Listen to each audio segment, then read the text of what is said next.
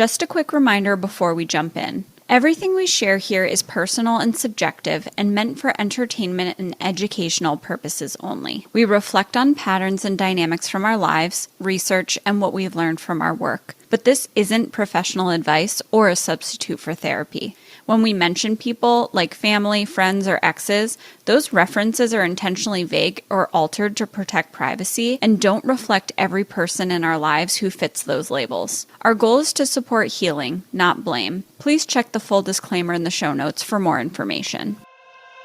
Welcome to Self-Centered, the podcast that's all about you. We're your hosts. I'm Allie, a therapist and life coach. And I'm Katie, a fitness coach and personal trainer. We know what it's like to feel burnt out, taken for granted, and like your life revolves around everyone but yourself. By learning to trust yourself, prioritize your needs, and set healthy boundaries, we help you break free from guilt, overfunctioning, and toxic patterns that keep you stuck in relationships and a life that doesn't truly serve you. Join us each week as we dive into the tools, stories, and mindset shifts you need to create a life that centers you. Because being self-centered isn't selfish, it's essential. Today we're going to talk about something that came to me in a dream. Dun, dun, dun. Yeah, it was actually really cool. So I'm in a new to me type of therapy that's psychodynamic in nature. It's very intensive and it helps you really go deep and helps you identify things that are subconscious, things that you're not conscious or aware of. It's really cool. And it's so funny to me because it's funny to me that people think that therapists are perfect or that we know everything. It's we have a subconscious too. You know what I mean? I don't know what you're talking about. I thought that you guys are just all-knowing wizards that are able to just identify all of our problems and guide us on the path. I know. We're robots or something. It's funny. An analogy for being a therapist is a dentist. As a dentist, you're not going to do your own dental work because you need someone outside of yourself to have the perspective into your mouth. That's so fair. Yeah, could you look in the mirror and make some guesses more than someone who isn't a dentist? Yeah, you can go, try to figure it out. You might have some hunches or some ideas. Yeah, that's true. But you can't actually see what someone else can see. And so that's been really cool. But the reason that I bring up the therapy is because after every session for the next 2 days, I have dreams that are super intense and they're all themed around the themes of what I'm uncovering in therapy. And that's wild. It's really cool. The other night, I vaguely remember that I was underneath some darkness or something. It was kind of this foggy blanket of dark fog and I couldn't really see outside of it. I was scared and it was really depressing and heavy and dark. And I somehow knew that there's something more. I just can't see it yet. And I woke up and I got this just kind of download of messages. And it was you need to do the internal part first before you can start taking action. There's a seed planted in you, but also you're a seed that's planted. So you're just buried. The darkness is not being buried you're dead. It's you're buried because you're a seed. And if you kind of give into the process, then new life can come from this. And I don't do tarot. I mean, people have done tarot readings for me before, but I don't know about it. But then tarot came in here are these connections, Allie, and you need to figure out how they make sense. So I just wrote them all down and went back to sleep. The next day it made sense of it. But it was tarot fool's journey. You're a fool in the beginning, so you need to experiment, explore, and experience to learn from that experience. You're gathering knowledge and making connections. That's the first step before knowing what to do. And it's so interesting because I'm past all these messages in my life. This is something that I need to share with the selfies. So selfies, what I'm supposed to share with you and what I'm going to share with you today is that if you are in a dark place and you're feeling hopeless or you're feeling scared or you're feeling stuck or you feeling like your life is falling apart, there is something more. You just can't see it yet. And you need to embrace the darkness. You need to accept that this is part of the process. This is part of the journey. This is on the path to where you want to go, and the life that actually fits you is centered around you and takes care of you. So we are going to talk today about what does that fool's journey look like, or hero's journey, depending on how you see it. It's a fool's journey or a hero's journey. It starts off as the fool and you end up as the hero. So, pick your word. But I just want to give you some hope and help you understand that for anyone who goes through anything, which is the majority of people, there are two types of people in that situation. The people who accept the falling apart, take a hard look at it, actually face their fears, actually acknowledge what's true and is hard to acknowledge, but is true. And they grow from it and they become more themselves, and their life reflects who they really are. That's the journey of becoming self-centered. There's another option, and I'm sure you know many people like this.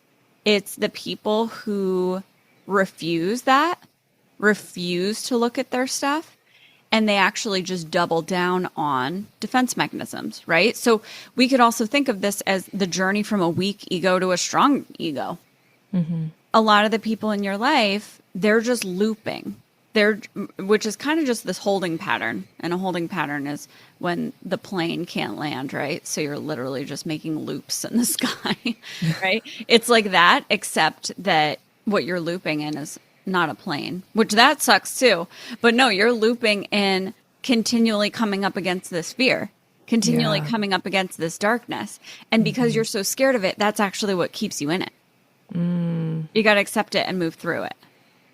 And I'm going to give a spoiler alert. Hold on. So, okay, Katie doesn't know this. What? Okay, so What? You know how you didn't finish Lucifer? Oh, but you told me what happened. Oh, I did. Okay, so you did, yeah. Okay. No, I. So Yes. everyone, I'm about to give a spoiler for the show Lucifer. But wait, backstory. That was our show that we used to that's our watch. show. So that's why this is a meaningful we should morning. Finish it together though. We should. That would be cute. It's so good. Oh my god! It was many, many seasons, and we would sit and watch it on the couch in our living room every night, and I'd fall asleep half the time. Yeah, but it was or I would be like, "Oh my god, another! Oh my god, another!" I know. It was so good. Lucifer's so good. I think it takes a little bit, like maybe 3 episodes to get into, but once you're hooked, you're hooked. Like at first, I was like, this is cheesy. Yeah. But then it was so good. Yeah. So good. So the reason that I bring up Lucifer, and this is a spoiler alert for how it ends, so you can just move forward a little bit if you don't want to hear it. And it's been out for a while, so you're probably fine. So Lucifer obviously is the devil. And we find out at the end that hell is a loop. It's literally a loop of doing the same exact thing over and over again because you don't learn or you won't do the work to face your fears or your shadows or whatever it is. And so Lucifer, the devil, is actually a therapist that's helping people get out of their loops by recognizing their stuff and moving through it. I just fucking love it. It is really cool. Yeah. So that's what we're going to do today. I'm Lucifer. Wait, what was his name? Was it Lucifer Morningstar? No, his name was... Yeah, Lucifer Morningstar. That's actually crazy that with a straight face. I mean, it's so contrived, I guess. But that he's working with the LAPD and his name's Lucifer Morningstar. Anyway, okay. So, I think you're all prepped for the episode now. We're going to get you out of hell if you're there. All right. Have you ever felt like you are doing everything right? You're holding everything together. You're meeting everyone's needs. You're being the dependable one. And you're doing everything that you quote unquote should do, right? That's how a lot of us selfies start out, kind of as the fool. And the fool is just someone who's naive, who just doesn't know yet. We all started there. We're like, we want to be good. We need to do everything. And then all of a sudden, everything comes crashing down. My life is falling apart. Maybe it's a relationship that implodes, or your body is like, nope, I'm done. Now you have chronic illness or autoimmune or whatever, or it's burnout. And if that's you, you're not broken. That's just that you are in this place where you need to transform.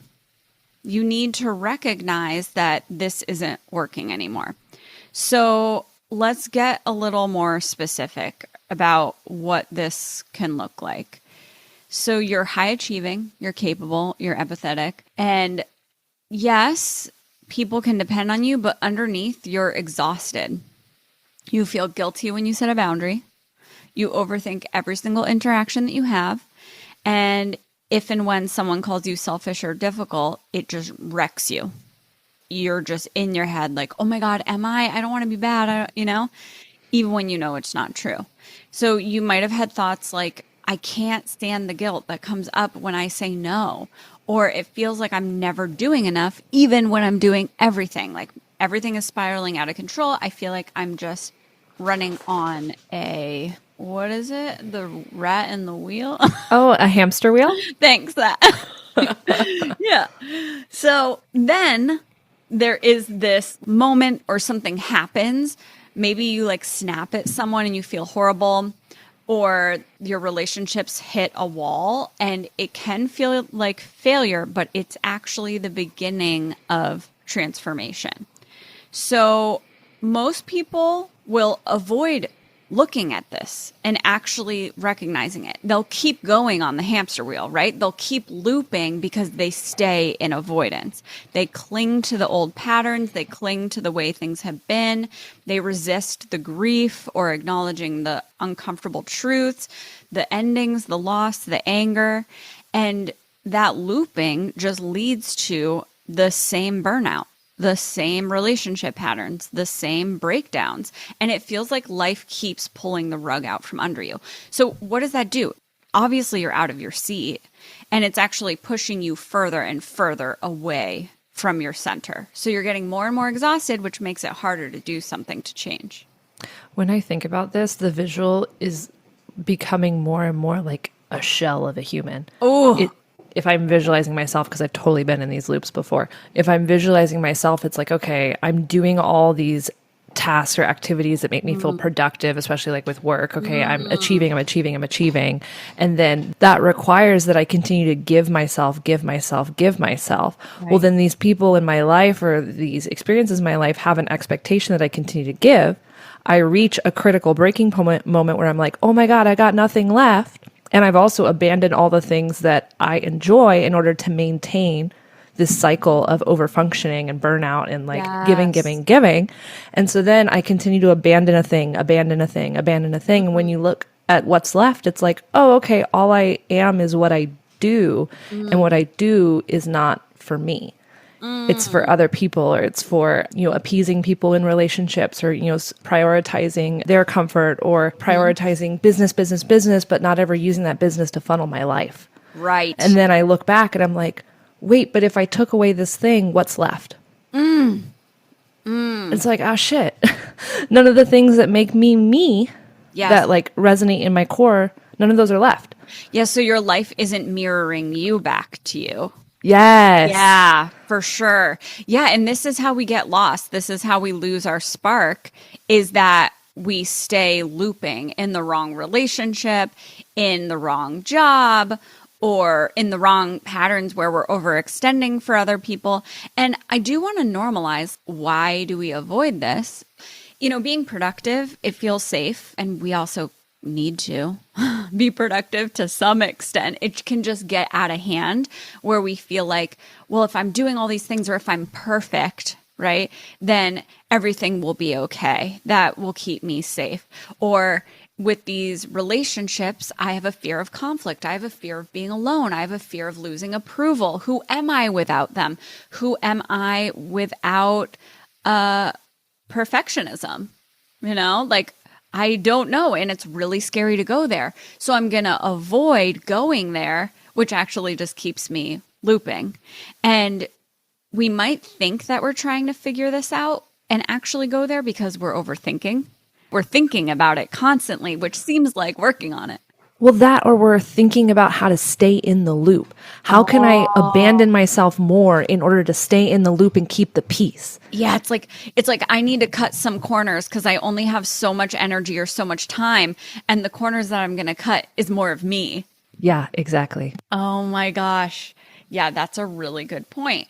And so we think that we are actually strategizing in a way that takes care of us, but really we're strategizing, how do I get out of my seat more? Yeah. So it's really important to recognize if you're here. And this can look like staying in a relationship, a job, a friendship that drains you because leaving feels too scary, or over-functioning for others, caretaking, fixing, rescuing, to avoid facing maybe your own emptiness or your anger. Anger is so important. It tells us, oh, this person's not for me, or this relationship's not for me, or I need to protect myself here. And so if we keep over functioning and we're deferent to others and just caretaking and just over empathetic, we're not actually feeling those protective feelings. We might be numbing with overworking or busyness or eating or scrolling or drinking or doing drugs. And it's like, if I just try harder, I won't have to face this. I can kind of like outmaneuver this. I just have to be really strategic and creative about it. Yeah, I just have to keep going until the next moment where I get a break. Exactly. And the break never comes. Yeah, right. Exactly. The break never comes because you're actually like maintaining a life that wouldn't give you a break. Well, and if there's a break that's coming, you're like, oh, great, all these other spinning plates that I've been holding that have been falling, now I have a chance to try to pick those up and put them back on my plate as well. And it's like, no. No. Yeah, for sure. So then there's a breakdown, basically. It's out of your control at this point because you've pushed yourself so far that all the plates are falling. All the plates are falling, yeah. And when we have talked about this concept of staying in your seat, if you haven't listened to those episodes, go listen to them. We'll put the episode numbers in the show notes. But staying in your seat is about staying centered. And we talk about this dartboard, and obviously the center is the center, and that's where your seat is. And if you are seated, you are grounded. What do I mean by that? Your center of gravity is lower to the ground. So you have a stronger connection so that you don't get blown over when the storms of life come in.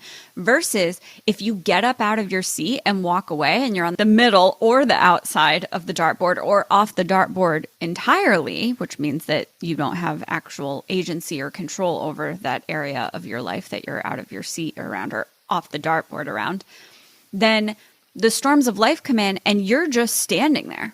So you can get blown away real fast. You're not grounded and anchored. And so there is this forced breakdown that happens because guess what? Things are going to happen. You can only go so far. You are human. You have limited resources of energy. And so you will burn out. You have a health crisis. There's an explosive fight that happens. And that's because this life that you've been living is just not sustainable, basically. Yeah. Mm-hmm. Why is life pulling the rug out from you over and over again? It's actually because you're resisting this deeper surrender into what you need to look at. Damn. Mm-hmm. Instead of looping, instead of running in circles with the same exact pain and no resolution, and feeling more and more powerless and helpless and exhausted and becoming more and more a shell of yourself, you can recognize that your power is in your choosing to face that shadow, to face that darkness, to face that grief. Yeah. To face I love that truth. Yeah. So where do you notice your loops showing up? Just think to yourself, where is that showing up for me in my life now? Maybe there are loops that you've overcome in the past that you could think about, but what does that look like? So I want to talk a little bit before we move on in like what's next on this path of transformation after we actually surrender to the darkness, which sounds so scary, but it's actually what leads to the light. Before we go into that, I do want to share about post-traumatic growth. And we have talked about this a little bit on the podcast. What is post-traumatic growth? It is experiencing positive change after crisis. After the trauma, you actually grow from it. And you can even have post-traumatic growth while having PTSD. So it's not an either or. You can actually still be experiencing growth from trauma as you're also experiencing these things that you're still working through from trauma. Well, and it's never just one thing that we're working on either. So and I'm certain as many as there are levels to our bullshit, there's also levels to our becoming. Totally. Yeah. And as I'm talking about this path of transformation, we could be in different parts of this path, in different stages of it for different things in our life, right? It's not this like cut and dry thing where you're like, I did the path, I'm done, right? But I will say that if you are one of those two types of people where when you're faced with the darkness, you choose to surrender to it and actually learn from it and like let that process occur, then after the first time, the second time, the third time experiencing that, you build resilience and you build a trust in yourself that I can do hard things, and it decreases your fear around transformation, basically, right? And transformation is a death. It is. Like you have to shed skin in order to have your new skin. Yeah. You know, we have a similar thing in fitness. A lot of my clients that come to me for back injuries, they've had like a herniated disc or slip disc or bulging disc, whatever you want to call it. The initial recovery period is shitty. It's not typically quick because there's a lot of unlearning and a lot of retraining the body and retraining movement patterns and how you recover and addressing imbalances and mobility issues across the body. And something that I always tell my clients, because it's true, is oftentimes you will recover and heal from this, you'll get back stronger, and then an injury will occur again. I mean, you're going to be faced with another breaking point at a different level for a different thing, right? And that injury might flare up on you. But when that happens, the rebound period is so much faster because now you can identify what was it that went wrong, what am I missing, and how do I course correct? Yeah. And it feels like the same thing here is it's like you'll be stuck in a loop, and until you do the really hard process of working through every step to get out of the loop, there might be moments where you get tempted to go back into the loop. Right. But now you have the information for how to course correct. Exactly. Oh, I love that. It makes me think of this poem about a hole. I think I've shared it before on the pod, but let me... A hole, like a hole in the ground? Yeah. Oh. Okay. I'm going to read it. It's by Portia Nelson. It's called Autobiography in 5 Chapters. Chapter 1. I walk down the street. There is a deep hole in the sidewalk. I fall in. I am lost. I am hopeless. It isn't my fault. It takes forever to find a way out. Chapter 2. I walk down the same street. There is a deep hole in the sidewalk. I pretend I don't see it. So that would be looping. There's a deep hole in the sidewalk. There's this darkness, and I'm just like, hey, no, that's uncomfortable. I pretend I don't see it because I'm avoiding. I fall in again, looping. I can't believe I'm in the same place, but it isn't my fault. It still takes a long time to get out. Chapter 3. I walk down the same street. There is a deep hole in the sidewalk. I see it is there. I still fall in. It's a habit. My eyes are open. I know where I am. It is my fault. The it is my fault, that's recognizing your agency and taking responsibility for your choices that are keeping you looping. I get out immediately. Chapter 4. I walk down the same street. There is a deep hole in the sidewalk. I walk around it. Chapter 5. I walk down another street. Hot damn. That's so, I would encourage everyone to go back up a minute and a half and listen to that again. That's fucking crazy. Yeah. And that's what we're talking about here. Yeah. Damn. Yeah. And I just want to give y'all hope, basically. And also just recognizing that this is a part of getting what you want. there's no way around it, right? And so it feels really scary. Maybe it feels wrong, but we want to normalize it. This is okay, more than okay. And as you move through the darkness for the first few times that you've experienced that in your life, you are learning so much about yourself. You are gaining so much knowledge. You are picking up skills. You are picking up tools, and you will have those forever. The beginning is always the hardest part, right? And then it gets so much easier. And so choose sooner, as soon as possible to do it. And I'm not saying that you need to listen to this and then choose right away, right? I mean, maybe you want to kind of plot your path or think through how does life need to look, right? Because it's not as easy as like, oh yeah, I need to end my marriage and okay, so bye, right? Like there's some things that you need to figure out, but just know that this darkness is not the end. This darkness is how to get to a brighter place. Yeah. Well, and I feel like the thing that really stuck out to me that you just said is that the beginning is the hardest part. Mm-hmm. And the beginning is the part where we're in the darkness and we're going through the loop. And that's the thing that oftentimes we are working so hard to stay in because it's familiar, because it's comfortable, because we know how to manage the things that come up for us by abandoning ourselves. And there's not like a vision where we see what's better on the other side. But that's the hope, is that, okay, this is the worst it's gonna be. Yeah. Granted, it'll be a new experience as you're coming out of it, and that will be its own type of hard, but it'll be a hard with actual benefit. Totally. I think that before I chose to actually acknowledge these hard things and recognize that, okay, something needs to change. I can't keep cutting off parts of myself to keep this going because it's not sustainable anymore. Before I realized that, I was feeling more and more scared because that's what the loop does, right? You're in hell, right? So you are like, well, if I actually acknowledge that and I actually go there, it's just going to get worse. Why would I get closer to hell? Why would I look that in the eye? And the answer to that is because that's how you move through it and you learn from it. And you know, the reality is hell will still be there whether you look it in the eye or not. Yeah. And I'm thinking about like the most difficult experiences that I've been in my life and in recent life, like choices that I've had to make to get out of the loop. And it was fucking hard.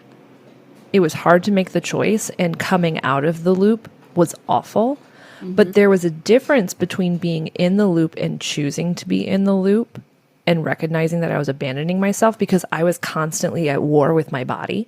Yeah. And so it was just this feeling of not being myself and like everything kind of crashing in on me and almost pressure of being under a lot of ocean. Yeah. Whereas at least when I made a choice to start getting out of the loop, there was still pressure, but it was like I bobbed up out of the ocean water and could see forward for a second. And then you come back down, you're like, okay, I know which way I'm going now. Yes. And then bob up, okay, I know which way I'm going out. Like I get a breath somewhere in there, because no longer am I fighting myself. Yeah. I'm fighting what's around me. Totally. You know, there's this analogy that ACT, which is a therapy, it's acceptance and commitment therapy, uses for resistance, is it's like pushing a beach ball underneath the water. So when we're avoiding these truths and avoiding the messages that our body is giving us, right? Being at war with your body is like the beach ball is the body's messages. Then you are using all this energy to push the ball underneath the water. And that takes so much from you. And what does that do? It makes your world focused on keeping this ball away and down. So not only are your hands not free to create other things in your life and focus on other things, but you are constantly focused on this thing that you're trying to avoid. But what you're doing is you're actually holding it and you're putting it right in front of your eyes. And you're constantly experiencing it because you're experiencing the pressure of it pushing against you. Whereas if you just say, okay, I'm going to take my hands off the ball. Well, what's going to happen? It's going to rush out of the water and come out. And that's the breakdown, right? That's the moment where you're like, oh no, shit is hitting the fan. And it feels like, oh no. But it's actually like, no, you're literally free. Your hands are free now. Just take a moment to get recentered, focus on your breath, whatever you need to do to ground. And then guess what? You can say, where do I want to put this ball? It's not going to be over here. What do I want to do with my hands? What do I want to create? Yeah, so true. So, post-traumatic growth is a deeper appreciation of life, stronger, more authentic relationships, increased sense of personal strength and resilience, a sense of new possibilities for the future that you hadn't seen or considered before, and spiritual or existential growth. And according to the research, these psychologists, Richard Tedeschi and Lawrence Calhoun, who coined the term post-traumatic growth, they found that the key factors for post-traumatic growth being a thing after trauma is making sense of what happened.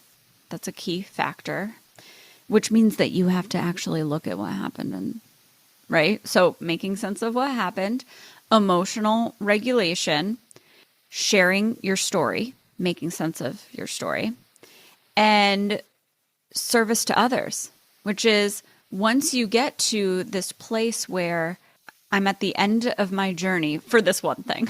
Of course, we do this many times in life with different things. But once I'm at this place in my journey where I've learned from it and now I'm feeling joyful and I've recreated my life, I have this new skin, I've shedded the old skin, then we take what we learned from that and we want to make things better for other people, right? Here's what I learned. I want to share this with others so that you don't actually have to go through this shadow moment to know this. Gee, it's like we're doing the podcast for a reason. I know, right? That's exactly what I was thinking. So these breakdowns, they're not death, or I mean, in a way, I guess it is, but it is ending too. But what it's doing is it's also planting the seeds for a freer life.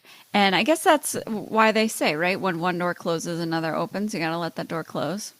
So I've been planting recently. There's a reason I'm going to say this. Okay. I started a garden and it's going really well. Beans grow really fast, fun fact. But you said it's not really death when we end one thing.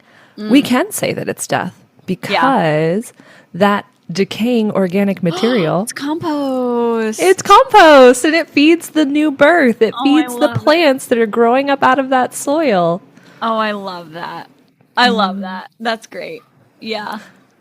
I found out I have little mushrooms in my garden this morning. Aww. And I asked ChatGPT because I was like, fuck, I didn't plant these. What are these? And they look really weird. They look like little crumpled pieces of paper, like that they were folded a million times over. Cool. Yeah, I'll have to send you a picture. Just don't.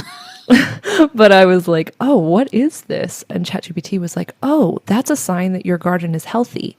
That's a sign that you have organic material that's being broken down and it's going to aerate the soil and it's going to feed the plants. And I'm like, oh my God, this is great. So the dead things are good. There's this like weird song that I found on SoundCloud, which is an app that I don't know, like anyone can make music and put it on there. So there's a lot of like weird stuff. It's the underground. Yeah, there's a song that I love and it's like, living people eat dead mushrooms. Living mushrooms eat dead people. Oh my God. That would be something you'd listen to. And it's such a creepy song. It's like, oh gosh, hold on. Let me see if I can find it. Oh my God. Hold on. I feel like I know what's like, not the song I'm itself, like but I've heard of obsessed with something it. before It's so like this. weird, but I love it. Okay, anyway. So let's pause. Let's reflect. All right. On the mushrooms or on ourselves? On ourselves.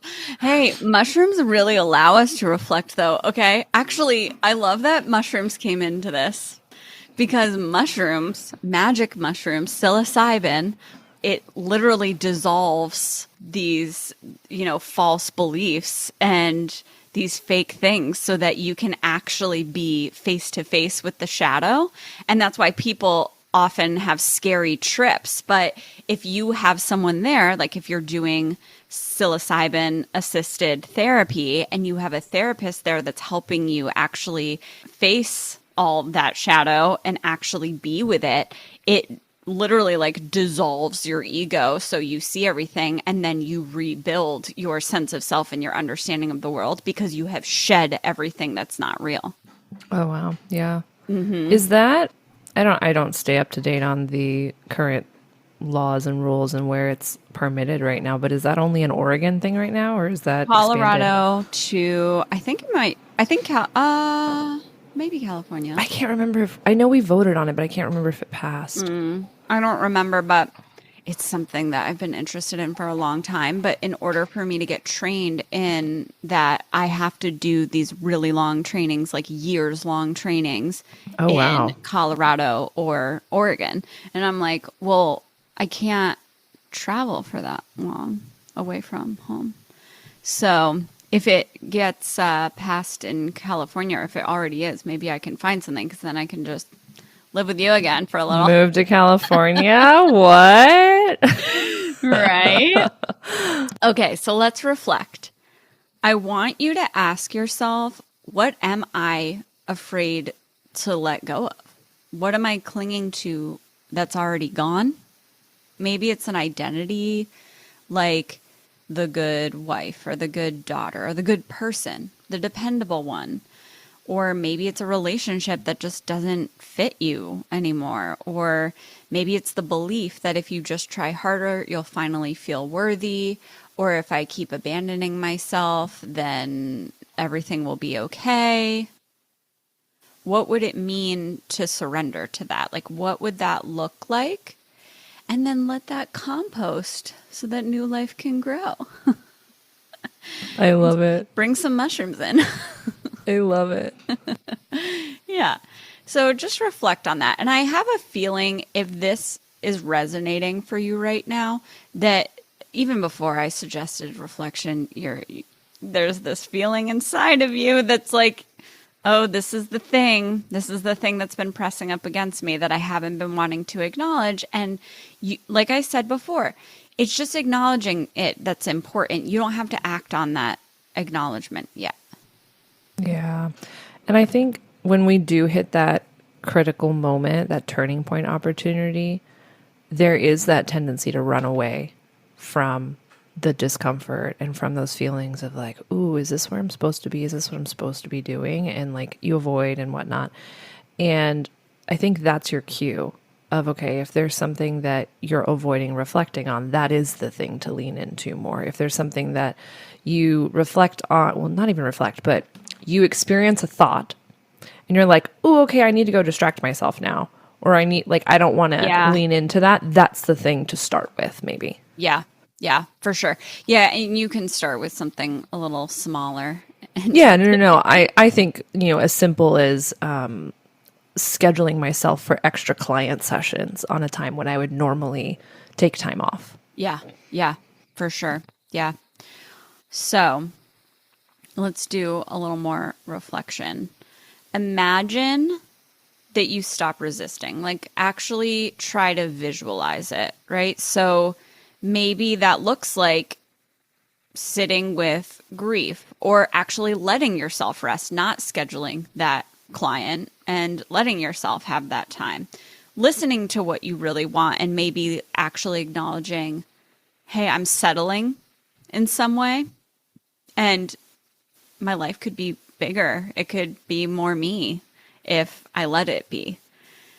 Maybe it looks like getting some guidance to reconnect to your intuition, therapy, coaching, spirituality. Maybe you do some type of retreat or psychedelic assisted therapy, because that does really help dissolve these defenses, the resistance to actually looking at what's there. And you realize, I don't have to hold everything together. I can let go. And I need to let it fall apart. You need to let it fall apart. If things are working because you are holding up the world on your shoulders, you need to let it fall, because that's what makes you free again. And then you choose what you want. You choose what takes care of you and what actually gives back to you. And that's the transformation. It's not about becoming someone else. It's about becoming more yourself, because you let go of what doesn't serve you, what's draining you, what's making you a shell of yourself. And you might even feel moments of calm clarity of like, whoa, it's kind of like seeing the night sky after a storm. Like there's a storm, then it's like clear and calm, you know? And then imagine after you have sat with all of that instead of resisting, let's say 6 months from that time, a year from that time, now your boundaries feel natural and you're not feeling guilty or overthinking all the time. You're surrounded by people who support you, not people who drain you. You're lighter, you're freer, you're just like laughing, you're carefree. You're playing, your relationships feel life-giving. You are authentic. You're not really worried about approval. You're more aligned with your values. And it's okay for people not to approve of me as long as I'm aligned with me, as long as my life takes care of me. Ultimately, you get your energy back. You get to come back to your seat on the center of the dartboard. You're grounded. You're anchored again. You're more resilient. You're not depleted anymore. You've come home to yourself. Being self-centered is coming home to yourself. If you are not in your seat, if you are not centered, you are homesick, right? And you can come back to you. That's why we're here. You are free. You get to create a life that loves you back. And that's the version of you that comes from allowing these quote unquote deaths, endings, shadow to do their work. When I think about all this, I just want to give the selfies a little bit of encouragement as someone who is often going through these loops and trying to come out of them. Yeah. When you hear it on the podcast, it's like, oh, that's a great idea. And that also feels insurmountable because you have lived in this pattern for so long. And again, it feels familiar. And I'm thinking about myself the last year. I have really leaned into setting boundaries with people and not entertaining relationships that, and I don't mean romantic relationships, I mean all relationships that don't keep me centered and that aren't mutually beneficial. Because I was very much the people pleaser for so long and very self-sacrificial in terms of, okay, well, my worth comes from giving to others and from helping others, not from helping myself. And I remember, some of the first times that I had to set a boundary once I realized this, but having to set a boundary with these people in my life of saying, no, I won't do that. Or that's just not for me. And I need to resist the urge to continue to perpetuate that pattern. And that felt so hard. It felt so big every time that I had to say no, or every time that I had to take a step back or resist the temptation. And now it's kind of second nature. Yeah. I think of when those experiences come up now, because they have come up recently, where previously I would feel so guilty and so overwhelmed with disappointing someone, with letting other people down, which is part of why I would continue in the habit of self-sacrificing. That, it would make me sick to my stomach. And now it's like, oh no, this is easy. 3, 2, 1, send, and that doesn't mean that I'm not sad about it at times. Yeah. And that it doesn't take some of my energy, but it doesn't take my entire soul. Yeah. to instill those boundaries. So if you're the person that's listening to this and you're like, God, this feels like a really big thing to overcome because you've been in the loop for so long, I just want to encourage you that it does get easier the more that you practice the reps. And there will be a reality where this comes more naturally, where you're excited to set the boundary because it means you choose you and you're excited to choose you. I love that.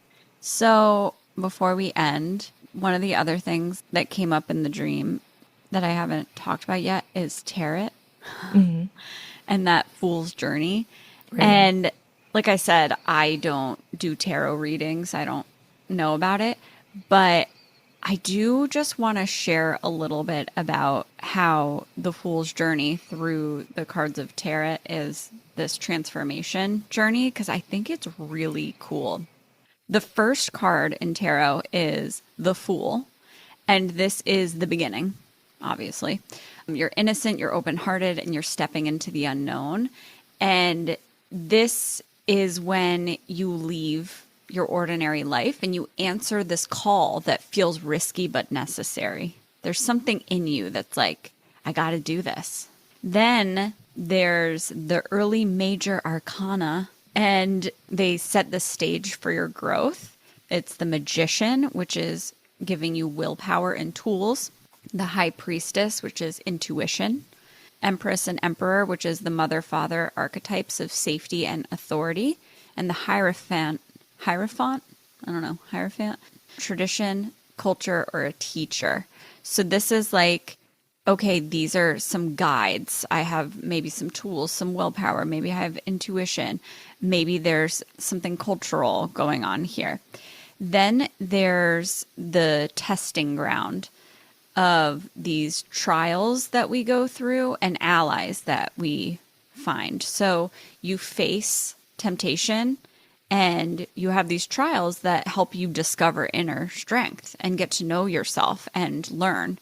And this is the Lovers, which is choices, making commitments, identifying your values. The Chariot, which is self-mastery and direction. Strength, which is courage and inner resilience. The Hermit, which is seeking wisdom and solitude. And Wheel of Fortune, which is fate, cycles, and change. So these are some of the things that come up on the journey.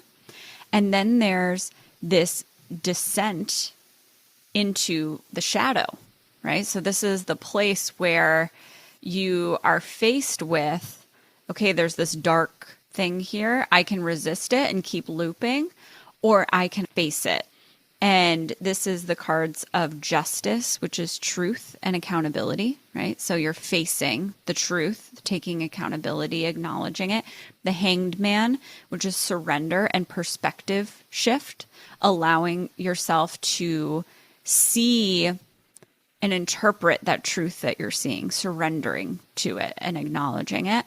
The Death card is transformation. This is about the ego's death and the dark night of the soul. This is the underworld descent, where your old identity falls away, right? That ego dissolving. Then, because you have actually faced the shadow and surrendered to it, then you get rebirth. And so you come out of that experience with wisdom. And these are the cards of Temperance, which is integration and balance. The Devil, which is confronting the shadow illusions, bondage, the place where you were looping and stuck. That's so cool. Wow. I want to go look at Lucifer, the show, and like because they did so much research, because as you know, there were so many really cool Bible references that I wouldn't have even known of. But I'm like, is this like where it's just so cool? Like even the devil in tarot is confronting illusions.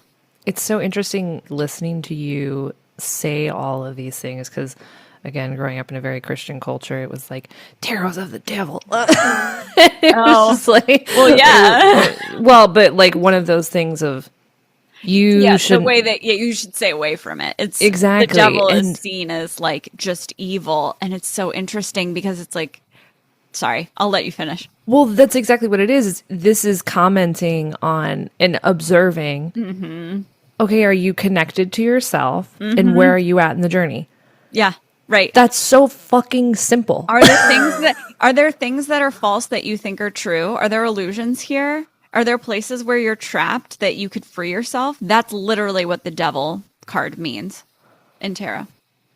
Well, the whole thing. I'm just like, all of it. I'm like, these are all fairly and then don't reasonable lead tools. into temptation by the devil. Like all of that has always been so weird to me, because it's like if the devil exists, which I don't think it does, but this concept of the devil of being led into temptation, it's like, dude, what you just did with the Christian religion, which can be really healthy and can be used for good, you've exploited it and you're using it to lead people into temptation, to control them. You're using it for power and control. Yeah. That's a whole other. Anything can be used for power and control, right? Like politics, religion, da, da. There are healthy versions of it, but it's crazy. Anyway, yeah. Not lost on us. Okay, so we're talking about rebirth and revelation. Sorry. So you're emerging from the shadow with wisdom, right? We talked about temperance, which is integration and balance, the devil, which is confronting these illusions and freeing yourself from the bondage of being trapped in these things, and how you getting your freedom back, your agency back. The tower is the destruction of false structures. So these things that are not real, well, it's going to fall apart now. And then star. And the tower can often feel really uncomfortable because it can feel like shit hitting the fan. But obviously, it's a good thing overall. And then the star card, which is renewal, hope, and spiritual clarity. So last but not least, the last 4 cards, which there are the like cups and pentacles and like the numbers of those, but these are, I don't even know. Clearly I don't know about tarot, but these are some other kind of like part of the tarot. Okay, so the last 4 cards, this is where you bring your new wisdom to your life and you create the life that you want, and then you can give back to the community and to the world. And so the moon card is facing the illusions, fear, and the unconscious. The sun card is joy, vitality, and authentic life force. Judgment card is awakening, higher calling, and self-acceptance. And the world is the last card, which is completion, wholeness, and integration. So cool, right? And so I was thinking, what stage am I in? Where am I on the fool's journey? And you can think about this too, selfies. For me, I think that I'm at the star card. Star, moon, sun kind of vibes. Well, yeah, I would say star through the end, which is kind of the end of rebirth, where I have this renewal and hope and clarity. And then I am slowly getting some joy and vitality and life force back.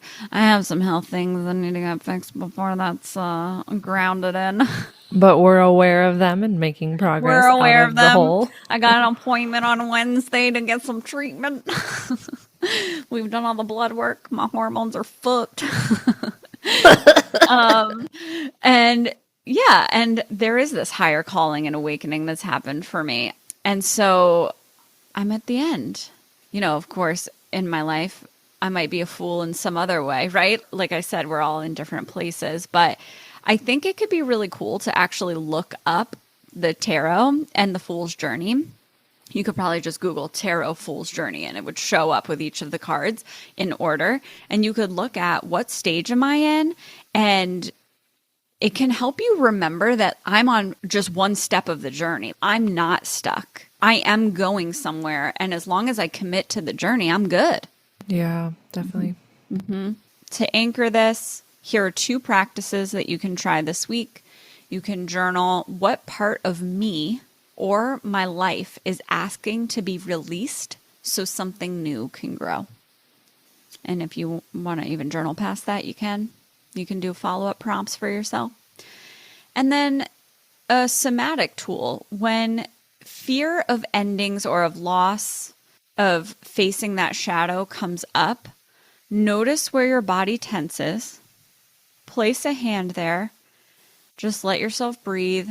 Let yourself be with that. Remind yourself that you're safe. Tell yourself, I get to choose. I get to decide. I get to decide if or when I even act on this. And if and when I choose to act on this, this is compost for my new life. What I want you to remember from today is that breakdown is not proof that you're failing or stuck or everything is wrong. It's actually initiation into becoming more self-centered. And every ending contains the seed of you becoming more you. So if you are in that dark middle part right now, just remember that you're not stuck. You are in a season that leads to your breakthrough. We are right here with you. We've been through it. We'll keep walking this path with you. And remember that when you choose to surrender instead of avoid, you don't just survive, you evolve, you thrive, and you become more you. So good. All right. Thanks, Dream. And stay tuned for next week because I'm going to be talking about how happiness is necessary. Feeling good is essential. It is not a luxury. And how can you bring that into your life? How can you practice that? There's so much research on how feeling good and happiness is actually what comes before success and productivity. Yeah. So we're going to talk about that. We will see you next week. Leave a review, send this to a friend. We love you. Thanks for joining us today. We hope you've enjoyed this episode. Follow us on Instagram and TikTok at self-centered.pod or connect with us at self-centeredthepod@gmail.com. Stay self-centered, and we'll see you next week. Bye. Peace.